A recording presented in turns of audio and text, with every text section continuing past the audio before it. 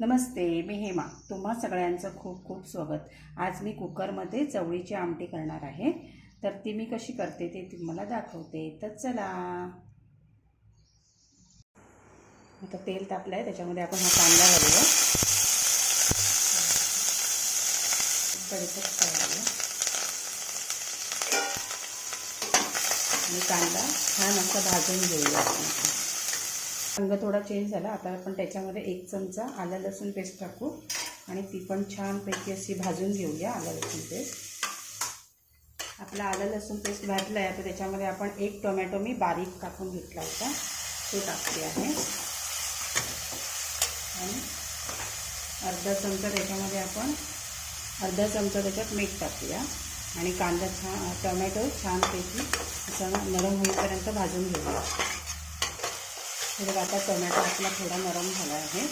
आता त्याच्यामध्ये मी थोडीशी कोथिंबीर टाकते आणि परतवून घेते. आणि आता त्याच्यामध्ये मी पाव चमचा हळद टाकते आणि आपला घरगुती मालवणी मसाला मी 2 चमचे टाकते. 2 चमचे मालवणी मसाला आणि छानपैकी असं आता हे तेलावरती मी परतवून घेते. आता त्याच्यामध्ये मी थोडंसं गरम पाणी टाकते आणि मसाला आपण छान असा भाजून घेऊया.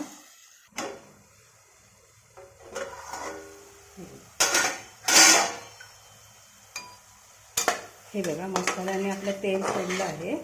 आता मी त्याच्यामध्ये ही भिजत घातली होती रात्रभर चवळी, ती त्याच्यामध्ये घालते आणि अशी छानपैकी ती आपण अशी परतवून घेऊया त्या मसाल्यामध्ये. चवळी आपण मसाल्यात परतून घेतली.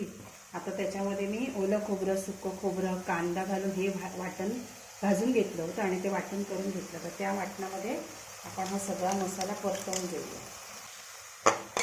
असा 2-3 मिनटं चांगला आपल्याला तो परतवून घ्यायचा आहे. बघा, 5 मिनटं आपण झाकून ठेवलं होतं.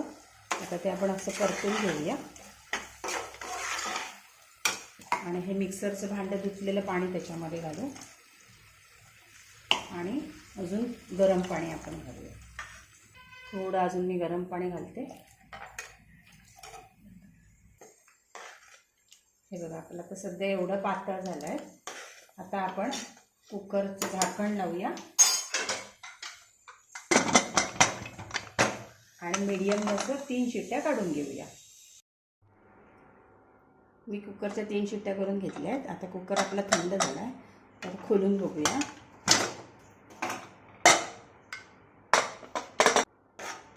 हे बघा, आपली चवळी पण खूप छान शिजली आहे.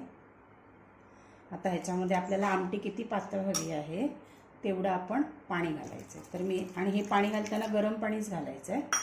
तर मी इथे 2 पेले पाणी घालून घेते. एवढी पातळ झाली, आम्हाला एवढी पातळ आमटी हवी आहे. तर आता मी याला उकळी काढून घेते. हे बघा, आपल्या आमटीला उकळी आली आहे आणि छान अशी आपली आमटी तयार झाली.